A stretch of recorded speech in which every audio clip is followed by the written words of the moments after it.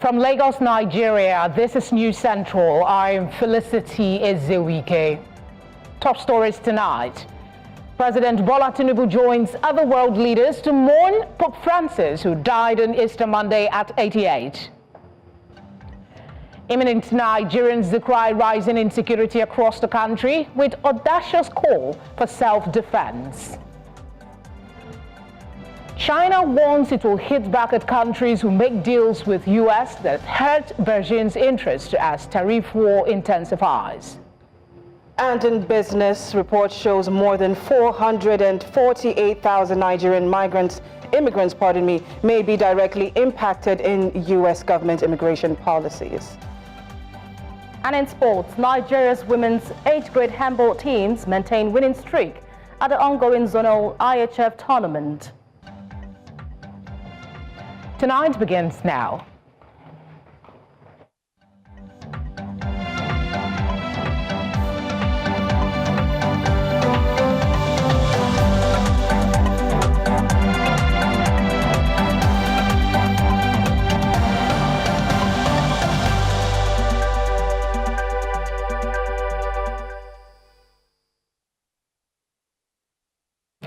Thank you for joining us. We begin tonight with Pope Francis, the first Latin American leader of the Roman Catholic Church who died in the early hours of Monday at the age of 88.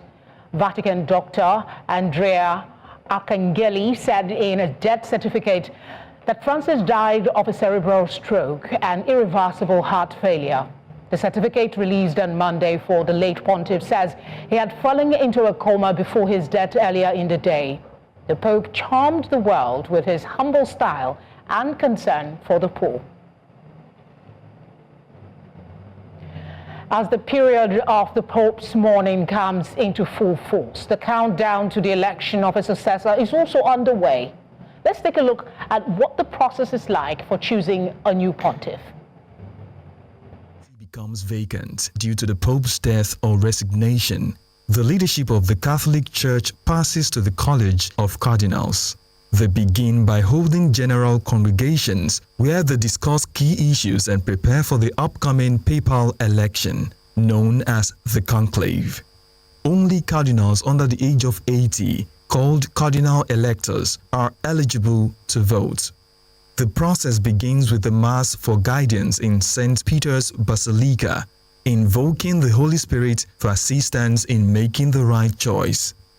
The cardinals then process into the Sistine Chapel, take an oath of secrecy, and begin voting. 4 rounds of balloting are held each day, requiring a 2/3 majority for a candidate to win. If no pope is chosen, the ballots are burned, producing black smoke as a sign of no result. Once a cardinal receives the necessary votes, he accepts the election, chooses a papal name, and is dressed in papal vestments.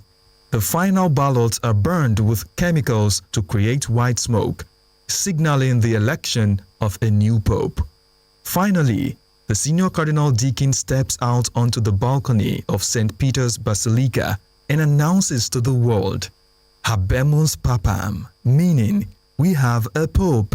The new pope then appears to give his blessing to the people of Rome and the world. For News Central, I'm Ayo Olubusi. Now, President Bola Tinubu has joined world leaders to mourn the passing of the Catholic pontiff, Pope Francis. The head of the Catholic Church died on Easter Monday at the age of 88. He noted that Francis was a steadfast advocate for the developing world who consistently spoke against economic injustice.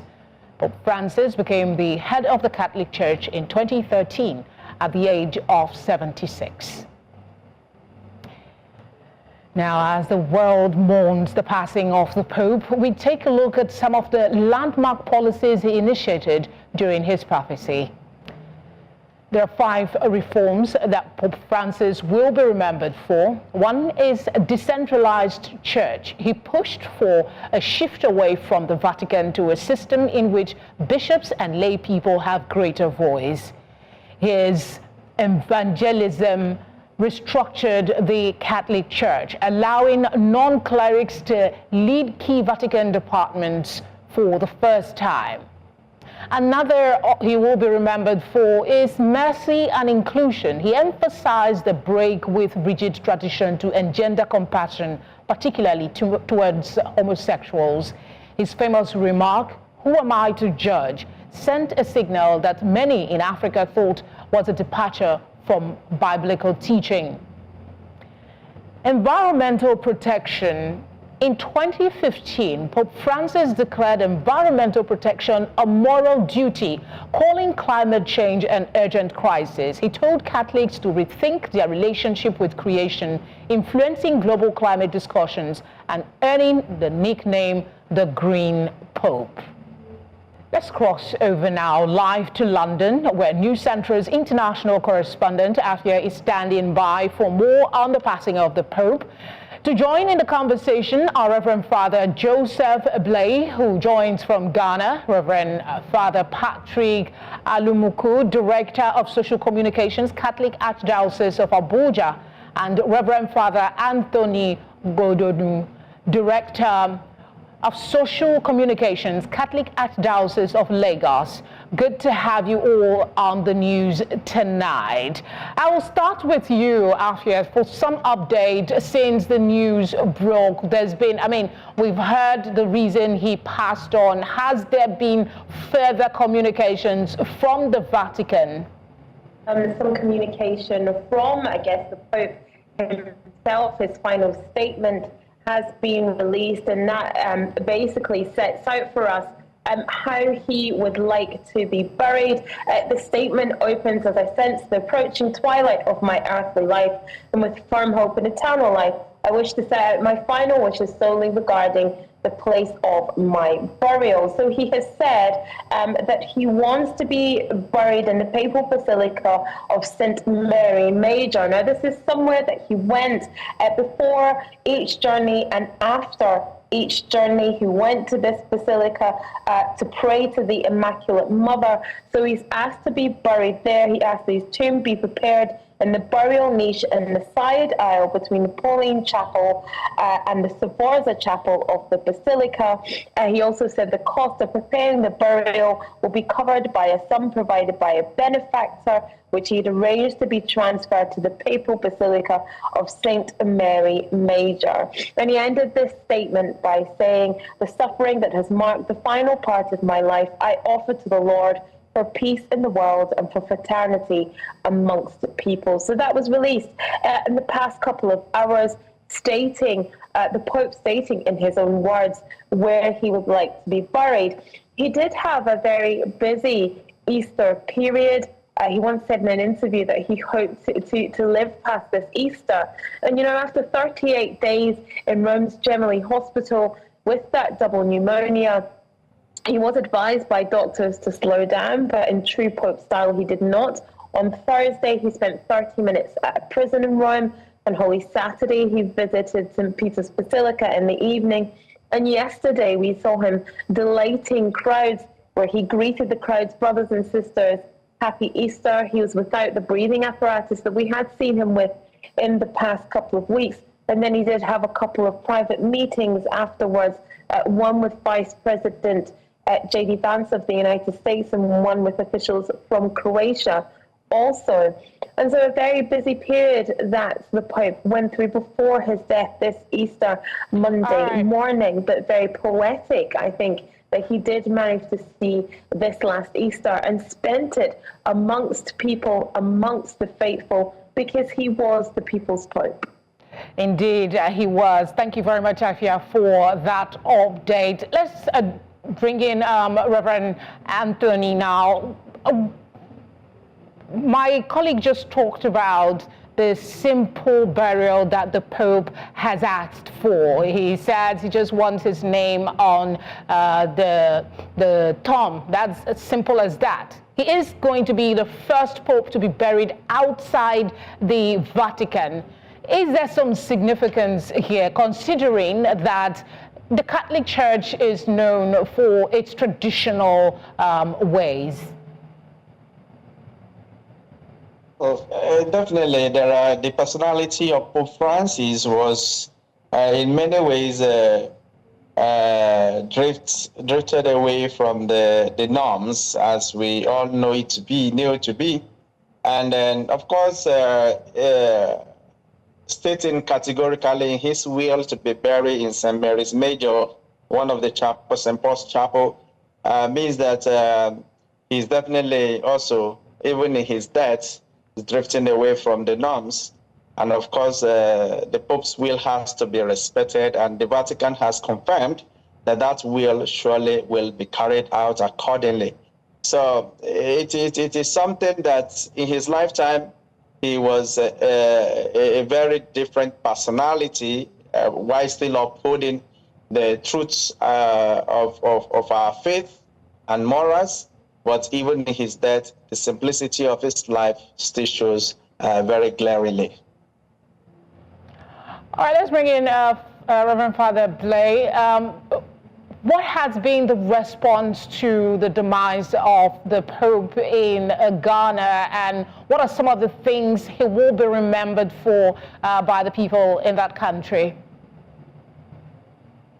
Very much. So, certainly it's a shocking news, even though at his age, it doesn't come too much as a shock, because for the past 2 months, since 14th of February, the Pope was admitted in the Gemelli Hospital in Rome, and even the doctors know that it was a miracle that he was able to be discharged after 40 days in the hospital. So for us here in Ghana, even though it is shocking, the church now we have what we call the sede vacante, but it is also inspiring that this man has lived a very fulfilled life. He has died very peacefully, not on the hospital bed. He was able to wash even the feet of the prisoners on Holy Thursday, and the Sunday he came out to Peter Square to greet the people. So this is a man that he has lived the faith, carried out the mission, the mantle that the Lord threw on him right to the last moment. So he's a Pope that has really inspired us, and we know that now this is a time the church is mourning, but the entire country together with, I think, the Catholic world, praying for a very peaceful transition to get a successor of Pope Francis.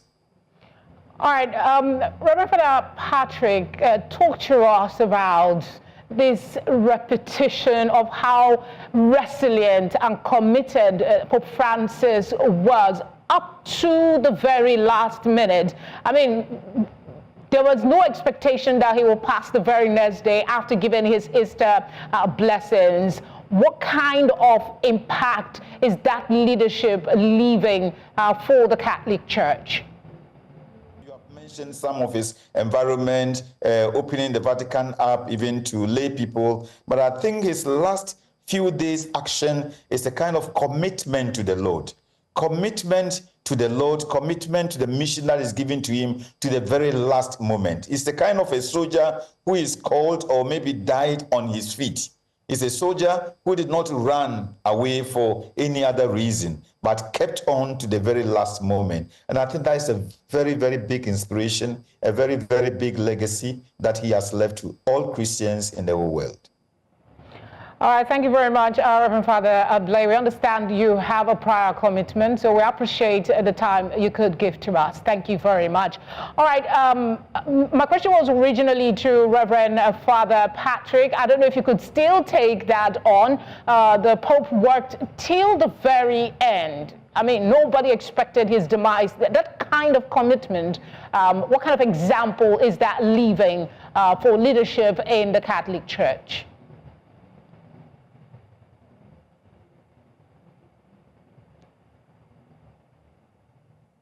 Pope Francis has a very exemplary leadership. He gave his time, he gave his knowledge, willingness to serve the people. He loved the people and was very close to those who were the poorest of the poor. His attention to the poor, he showed in every single way, including the leadership of the church, where he was willing to look at bishops who worked in even rural and poor parishes, but who were putting out their best for Christ, to lift them up as examples to become cardinals. So he chose some of the cardinals from the peripheral areas of the world. And even in Nigeria here, you would find that he chose a bishop from a rather obscure diocese of Ekulobia. Most cardinals in the past are usually from the cities. You know, it would have been from the high cities of the country. But he chose to pay attention to those who were serving the poor and lifting them up. I think he's giving his all. He's giving great examples.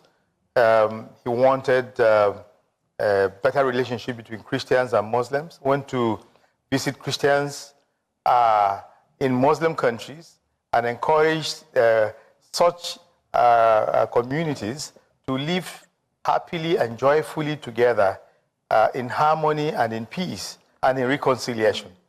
He leads us to a future where we need to look towards reconciliation between Christians and Muslims, and to care for those who are less privileged. All right, Afia, let me just ask you this before we let you go. Do we still have Afia? I wanted to find out some of the I want to find out some of the reoccurring words that we use to describe the Pope, because we know that across the world tributes have been coming in. What are some of the ones that have been recurrent and stuck out for you? You're absolutely right, Felicity. All day we've had tributes pouring in from world leaders all across the globe.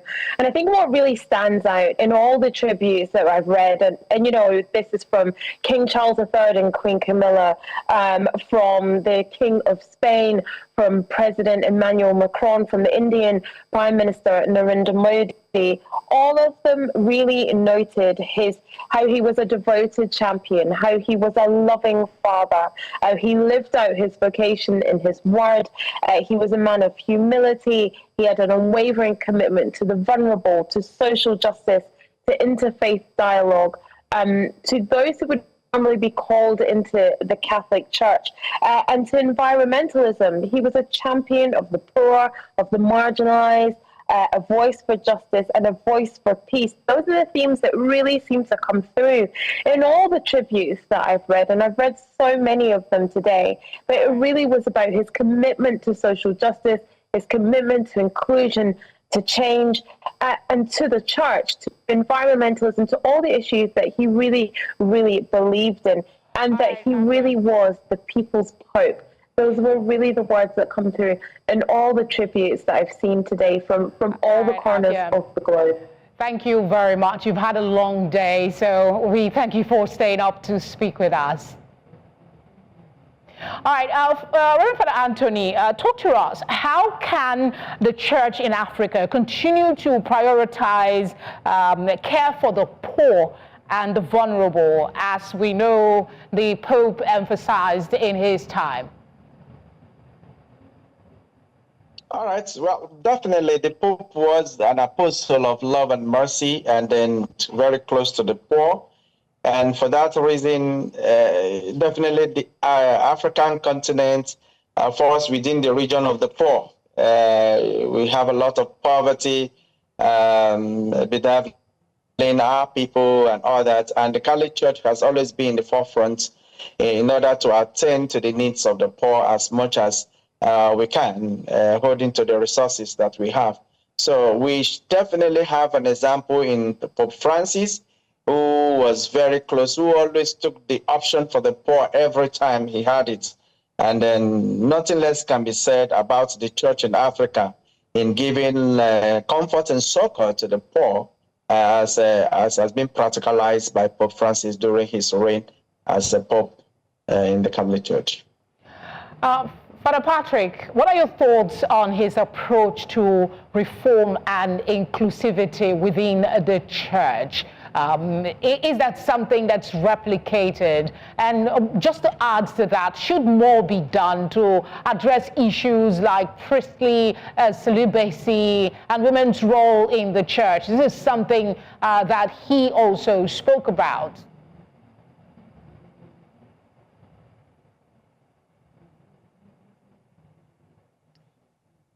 The synods in Rome, especially the synod on synodality, gave a lot of attention to the issue of inclusivity in the church. And I think no pope, more than Pope Francis, has given attention to inclusivity.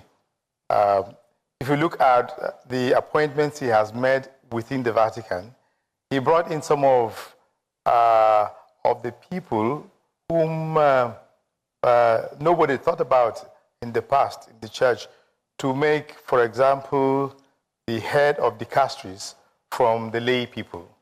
The dicastery for social communication is head by Paolo Ruffini, Dr. Paolo Ruffini, who is an Italian, who is a lay person.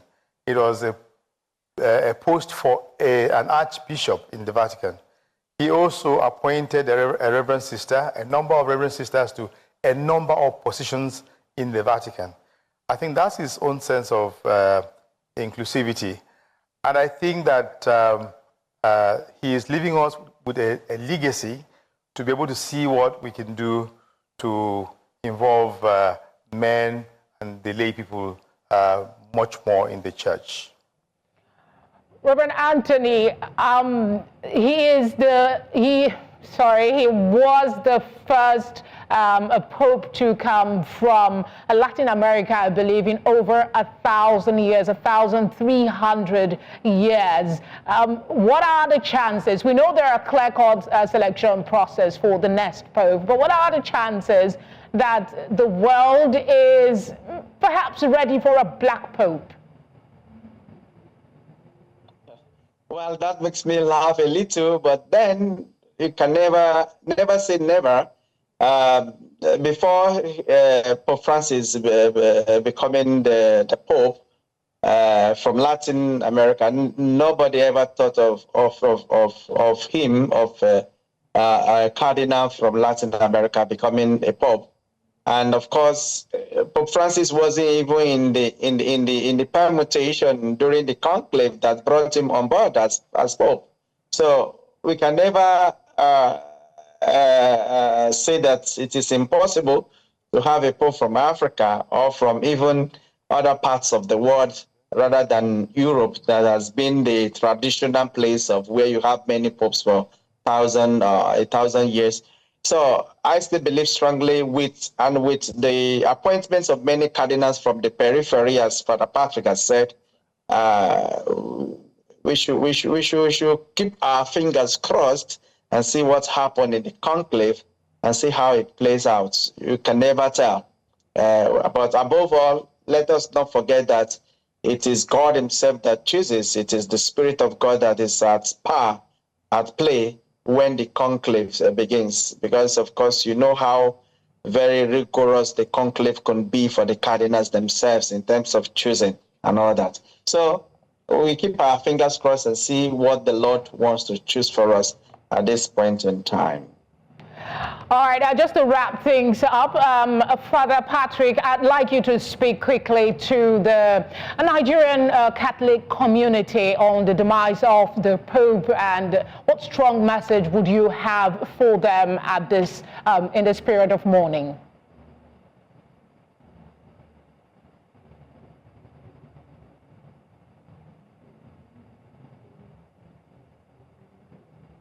Okay, I think we might have some delayed feedback. Father Anthony, if you could just take that on quickly in 30 seconds.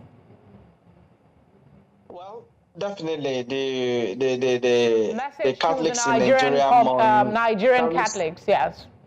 And the Christian community, yes, actually. Catholics, the Christian world, entire Christian world mourns the Pope because of his touch to everyone. In fact, he went beyond the territory of Christian faith to even to the Muslim and to other faiths. So definitely, I announced the death of the Pope at my morning mass this morning, and everybody shouted in sadness, okay? So these are the things that we are feeling right now in the Nigerian Catholic community as well. We mourn the Pope, we shall be definitely be participating fully in the 9 days mourning as prescribed by the Vatican, celebrating daily requiem masses for the repose of the Pope. So we really mourn him, and we miss him too.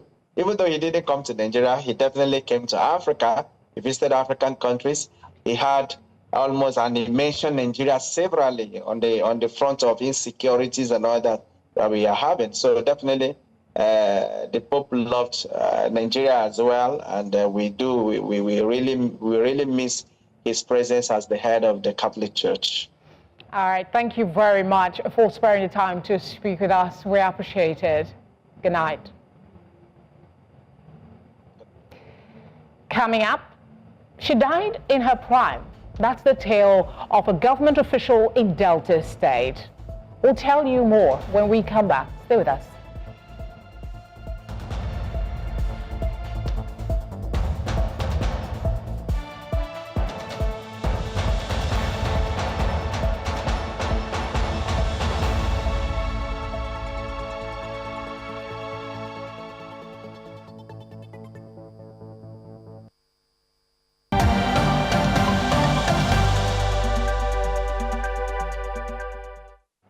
You're watching tonight on News Central. A reminder of our top stories.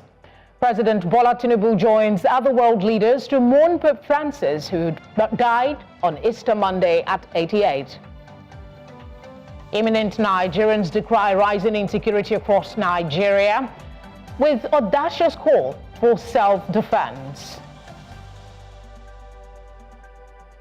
China warns it will hit back at countries who make deals with U.S. that hurt Virgin's interests as tariff war intensifies.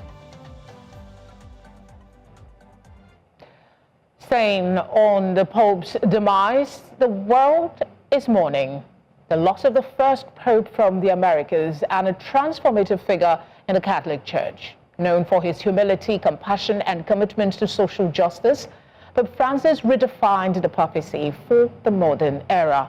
Our international correspondent, Afia Hagen, looks back at his remarkable life and legacy. He was the Pope who shunned luxury for simplicity, choosing to live in a modest Vatican guest house rather than the papal apartments. Pope Francis, born Jorge Mario Bergoglio, on December the 17th, 1936, in Buenos Aires, Argentina, was the son of Italian immigrants. Before entering the priesthood, Bergoglio worked as a chemical technician and briefly as a bouncer. Ordained as a Jesuit priest in 1969, he rose through the ranks of the church, becoming the Archbishop of Buenos Aires in 1998 and a cardinal in 2001. From his early days to his historic election as the 266th Pope in 2013, his mission was clear: to bring the Catholic Church closer to the people. His papacy was defined by advocacy for the poor, environmental justice, and outreach to marginalized communities. He called for urgent action against climate change and emphasized global unity and compassion. Choosing the name Francis in honor of St. Francis of Assisi, the patron saint of the poor and the environment, he immediately signaled a papacy centered on humility, compassion, and social justice. Pope Francis challenged the Church to be a field hospital for the wounded, emphasizing pastoral care over rigid adherence to doctrine. But his papacy wasn't without controversy. He called for greater inclusion of LGBTQ+ Catholics, divorced couples, and women in leadership roles. That sparked both praise and criticism within the Church. Francis also tackled internal church issues, pushing for financial transparency and accountability in the wake of the clergy abuse crisis. On the world stage, he acted as a peacemaker, facilitating dialogue between Cuba and the United States, advocating for refugees, and speaking out against war. Despite facing health challenges in his later years, Pope Francis remained active in his ministry, continuing to travel and inspire millions with his message of mercy and hope. As the bells toll across the Vatican, the world remembers a pope who sought not power but peace, not grandeur but grace. The Vatican says preparations are underway for Pope Francis's funeral, expected to draw world leaders and worshippers from across the globe. His legacy, however, will endure far beyond the walls of St. Peter's Basilica. For News Central, I'm Afia Hagen. Let's step away from the Vatican and come home to Nigeria, where we understand the Christian Association of Nigeria in Plateau State says it will no longer tolerate the brutal killings of innocent people in some parts of the state. Christians converged on the popular PRTV roundabout on Monday, from where they marched on to the government house to present their grievances to the state governor. This is coming a day after former Minister of Defense, General T.Y. Danjuma, retired, warned citizens to defend themselves and not leave the fight to the government alone. News Central's Chizoba Anyowe has more. Tagged the second peace walk, a call for an end to violence attacks in our communities. These Christians defied a day that would have been a second day to celebrate Easter in their homes with loved ones to proceed on this peace walk. Carrying placards with different inscriptions to pass across their message, they headed to the Little Rayfield Government House to present their pain to President Bola Tinubu through the state governor. Clergymen from different denominations led the peaceful protesters into the government house, where the governor, his deputy, and other principal officers received them. Among their demands is for the federal government to establish and equip community policing outposts. The federal government should support the state and local governments in establishing properly trained and well-equipped community policing bases with adequate rapid capabilities in all communities to strengthen community resilience and deter future attacks. Governor Mutfwang says he will not rest on his oars in ensuring the trending narrative on the plateau is changed for the better. For too long, we have eaten the crumbs instead of eating the main food. And we have said we must reverse that trend. In the past, people were arrested, but the investigation was not concluded, they were released. But this time, by the grace of God, I will ensure that anyone that has been arrested in connection with these killings does not go scot-free. Mr. President has assured me that he wants to see an end to this cycle of violence. According to the organizers of this march, it is a call for peace, justice, and security for every life on the plateau and across Nigeria. It is well with Plateau State. In Plateau State, for News Central, Chizoba Anyowe. Similarly, the Bishop of the Sokoto Catholic Diocese, Matthew Hassan Kuka, has urged President Bola Tinubu to take urgent action to end the suffering and insecurity facing Nigerians. Delivering his Easter message, Bishop Kuka decried the culture of brutality and violence across the country, warning that Nigeria risks falling outside the bounds of human civilization. He described the country as turning into a national morgue where citizens are abducted or killed daily by terrorists and criminal groups. The bishop appealed to President Tinubu to show leadership and decisiveness in restoring peace. Let's now tell you that Shimite Bello, the special advisor on export and trade promotion to Delta State Governor Sheriff Oborowori, is dead. The news broke on Monday morning, with sources alleging that she was beaten to death by her husband, who is said to be a pastor. While the circumstances surrounding her death remains unclear, her husband is currently in protective custody with the Nigerian police in Asaba, the Delta State capital. Shimite Bello held a degree in political science from the University of Ibadan and was also a chief in the Ibu Kingdom located in Oshimili North local government area of Delta State. Yes, all rest in peace. Outside of Nigeria, China has warned it will hit back at countries that make deals with the U.S. that hurt Beijing's interest. This is as the trade war between the world's two biggest economies threatens to drag in other nations. Beijing has vowed to take countermeasures against nations it says are appeasing Washington, accusing them of cutting deals at China's expense. U.S. hit Chinese goods with tariffs as high as 145% compared to a blanket 10% on most other countries. In retaliation, China has imposed its own tariffs of up to 125% on American imports. Business news comes on after this break. Stay with us.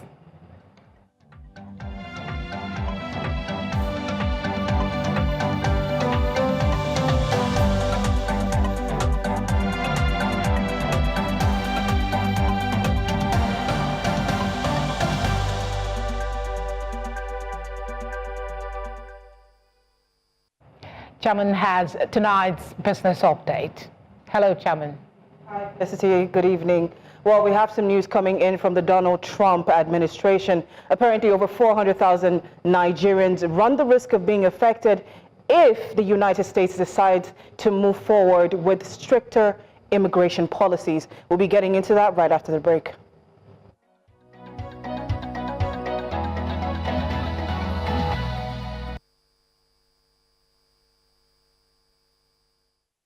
You're welcome back. Let's get into our stories for tonight. A recent PwC report warns that 448,400 Nigerian immigrants in the U.S. could be directly impacted if stricter immigration policies are implemented in 2025.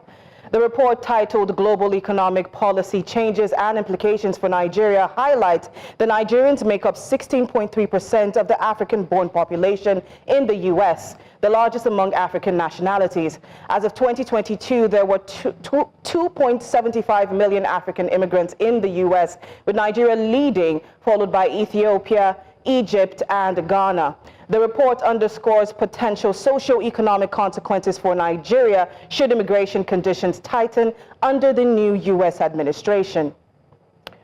Historically reliant on oil exports, Nigeria now faces new headwinds as U.S. tariffs target non-oil trade. While U.S. goods exports to Nigeria surged to $4.2 billion in 2024, up 61% from 2023, Nigerian small and medium-sized exporters of niche products like cocoa butter, dried fruits, and textiles now face steep price disadvantages.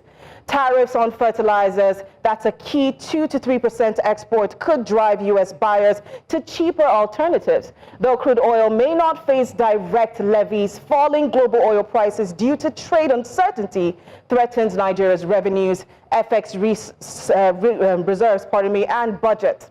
SMEs and critical to employment and diversification risk deep losses and layoffs, while investor confidence could waver and rising fiscal and inflationary pressures. Nigeria's Minister of Aviation and Aerospace Development, Festus Keyamo, has refuted media claims that a concession deal has been finalized for Enugu International Airport. In a statement released by his media advisor, Tunde Moshood Keyamo clarified that while the government is exploring concession options and has received proposals, no agreement has been reached. He labeled the report as baseless and misleading. This clarification comes amid renewed attention on the airport following Air Peace's suspension of flight operations due to infrastructural issues. The government continues to assess options for enhancing the airport's operations without having made binding commitments.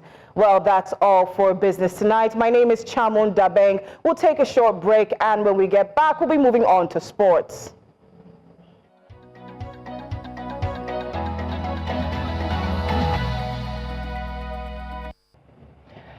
Oni is here to give us sports update.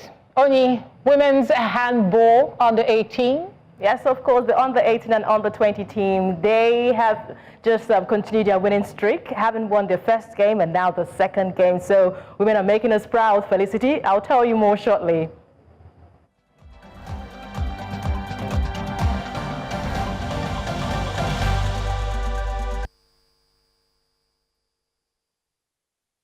In sport, Nigeria's women handball under 18 and under 20 teams, they won their matches Monday at the IHF Women's Trophy Zonal Phase Championship ongoing in Abuja, Cote d'Ivoire.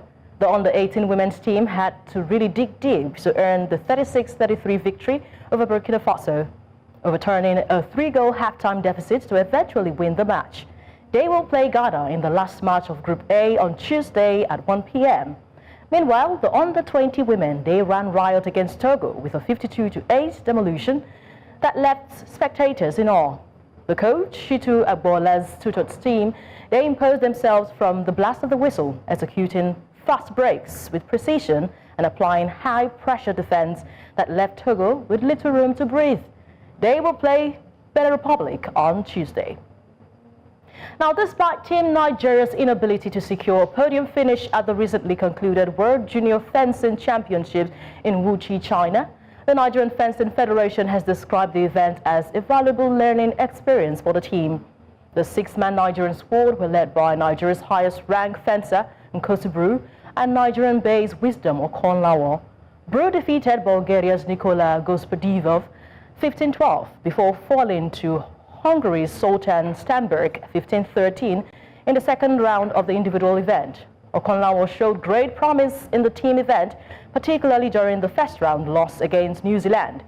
His performance earned praise from the president of the British Fencing Federation, Pat Ayer Nuro, who described the 17-year-old as a future star. Sharon Lokedi broke the Boston Marathon women's course record, while fellow Kenyan George Korir, he joined his brother and the race champion on Monday. Lokedi crowned the 2-time defending champion Helen Obiri over the final mile a year after losing a sprint down Boston Street to the same athlete in one of the closest finishes in the race history. Lokedi finished in an unofficial 2 hours, 17 minutes, 22 seconds, 19 milliseconds ahead of Obiri, and more than 2 minutes faster than the previous Boston best. In the men's race, 6 months after winning Chicago, Korir finished 2 hours, 04:45, the second fastest winning time in the race history, as the runners took advantage of perfect marathon weather to conquer 26.2 miles from Hopkins and Colley Square. After crossing the line, Korir was greeted by his older brother, 2012 Boston winner, Wesley Korir. Moving away from that to football, Monday's 4 scheduled matches in the top flight of the Italian football have been postponed following the death of Pope Francis. The Vatican announced on Monday morning that Pope Francis had died at the age of 88, having recently been discharged from the hospital following 5 weeks of treatment for an infection. 4 Serie A matches, Torino against Udinese, Cagliari against Fiorentina, Genoa against Lazio, and Parma against Juventus, have been scheduled to be played on Easter Monday, which is the national holiday in Italy. The matches will instead be played on Wednesday, 23 April 2025. And that's it in the world of sport. I am Onyinyechi Obaro. The news continues shortly.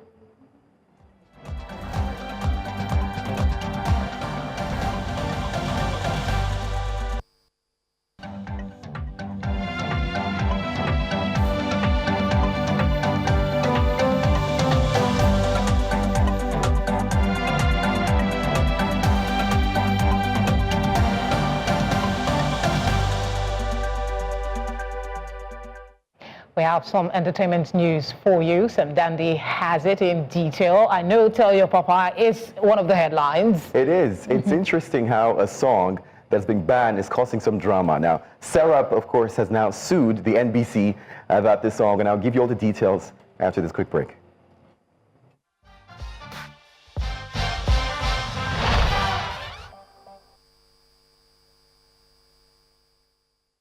Let's get into the details of this one. There seems to be some clash between watchdog Serap and Nigeria's National Broadcasting Commission, NBC.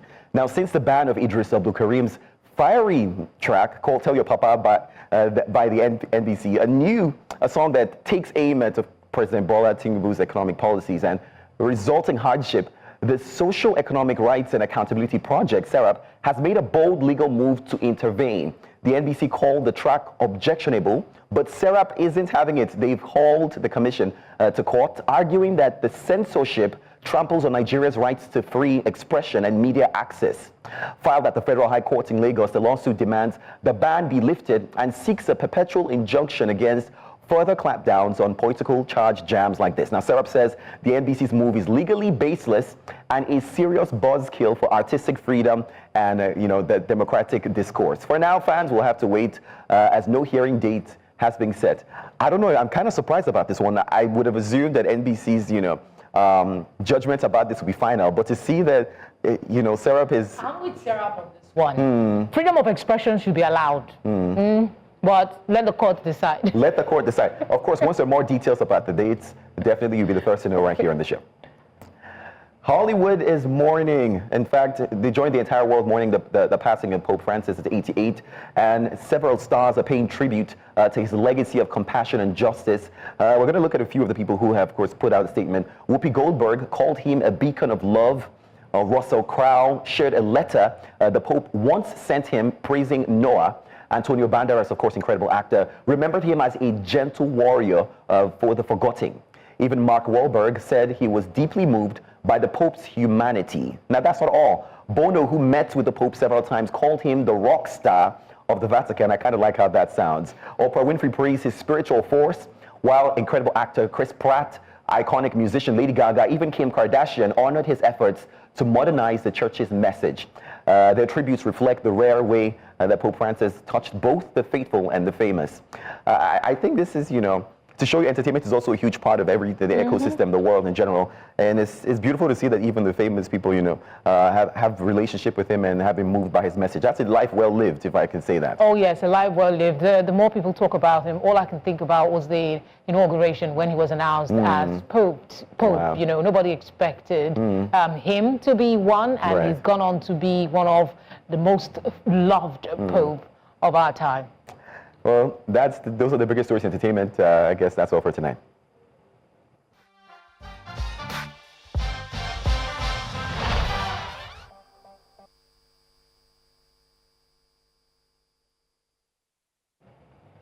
Finally, on tonight, President Bola Tinubu has returned to Nigeria following a series of private visits to France and the United Kingdom. The president arrived at the presidential wing of the Nnamdi Azikiwe International Airport in Abuja on Monday evening and was received by members of his cabinet, including Nyesom Wike, Minister of the Federal Capital Territory. Nuhu Ribadu, the National Security Advisor, NSA, was there. Femi Gbajabiamila, his Chief of Staff, among others. The president's trip has sparked outcry amid rising insecurity across the country.